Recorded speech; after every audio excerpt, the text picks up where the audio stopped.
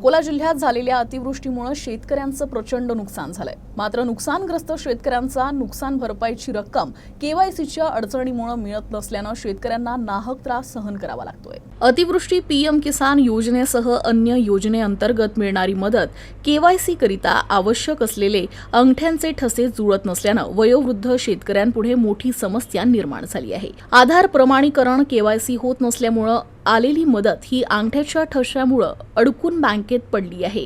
पात्र लाभार्थी शेतकऱ्यांना केवायसीसाठी बँक सेतू केंद्राचे उंबरठे झिजवण्याची वेळ आली आहे। त्यामुळे त्यांना शारीरिक, मानसिक आणि आर्थिक त्रास सोसावा लागतोय।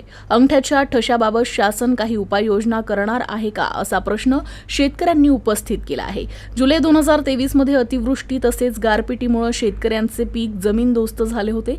सदर नुकसानीबाबत प्रशासनातर्फे पंचनामे करत शासनाकडे मदतीसाठी मागणी करण्यात आली।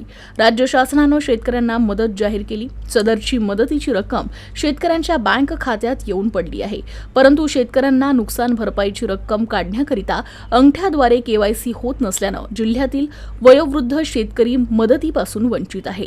राज्य सरकारने केवायसीच्या नियमात बदल करीत शेतकऱ्यांना सरसकट पैसे आपल्या खात्यातून उपलब्ध करून द्यावे अशी मागणी बळीराजा करत आहे।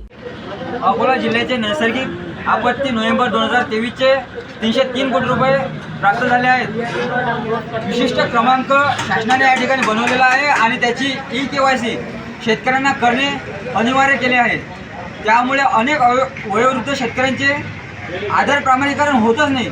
त्यामुळे शेतकऱ्यांना नाहक त्रास या ठिकाणी सहन करावा लागत आहे। 1 महिना झाले सेवा केंद्रावर ई-सेवा केंद्रावर शेतकरी चक्रा मारत आहेत, परंतु त्या शेतकऱ्यांचे नैसर्गिक आपत्तीचे पैसे आज रोजी शेतकऱ्यांना गरज असताना आलेले पैसे मिळत नाही। अंगठ्याच टेकत नाही शेतकऱ्यांचे, ई-केवायसी होतच नाही। शेतकऱ्याची अनेक तांत्रिक बाबी या ठिकाणी निर्माण झाल्या आहे। याकडे वरिष्ठ पातळीवर लक्ष देऊन तातडीनं